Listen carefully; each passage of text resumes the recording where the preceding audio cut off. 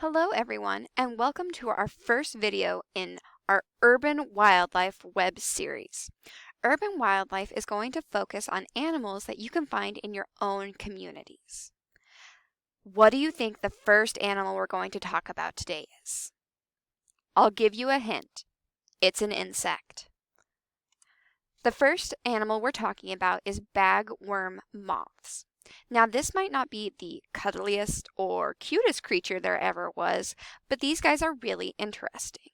Let's talk about them. Our story begins with the male bagworm moth. You can see that this bagworm moth male has these beautiful clear wings and these fuzzy antennae. These guys will emerge in early fall from their cocoon. Now, it's really cool to mention that male bagworm moths have underdeveloped mouth parts. What this means is that they can't eat. The whole purpose for a male bagworm moth is to find a female and mate.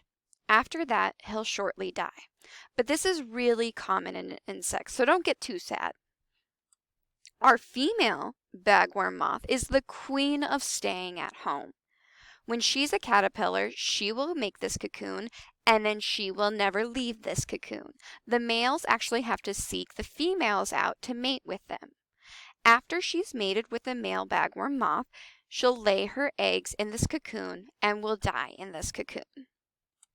The eggs are very small, and they will stay in the cocoon over the winter.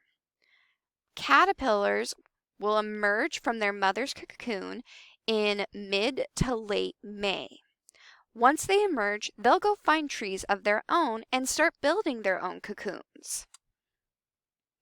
Caterpillars will build their cocoons as they grow. Think of it like having a magical pair of pajamas that you never had to change out of and grew as you grew. That's what these caterpillars create when they create their cocoons. The cocoons can be made out of a bunch of different materials, depending on what tree they're on.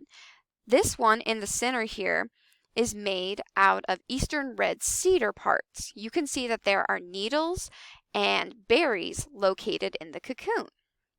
But in other parts of the United States and the world, bagworms will make their cocoons out of different materials, like this awesome looking one on the right. Bagworm caterpillars grow for 6 weeks. After that, they will attach their cocoon to a twig in their tree, and they will go into their pupa phase. After their pupa phase, they will emerge in early fall as an adult. Again, if they're a female, they're going to stay home, but if they're a male, they're going to travel to try to find a different female. Where can you find bagworms? Bagworms can be located, like I said, on eastern red cedars. That's a great place to start looking for them and one of the most common places to find them. But you can also find bagworms on deciduous trees, such as sycamores. Let's talk about that word real quick. Deciduous. That means the tree will lose its leaves in the fall, versus coniferous trees will maintain their needles throughout the entire year. You might have also heard them called evergreen trees, because no matter what season it is, they're always green.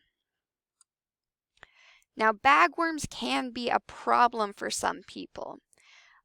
These caterpillars are very, very hungry, and for 6 weeks, all they want to do is build their cocoon and eat. If there's a bunch of caterpillars located on a singular tree, they can strip evergreens of their needles or devour leaves on deciduous trees. And if there are too many on a singular tree, they can even kill it. You can see that this tree isn't doing so well because there's too many bagworm moths on it. We would love to hear where you have seen bagworms and what you think of these crazy little critters. Please leave your comments below and have a great time exploring your neighborhood.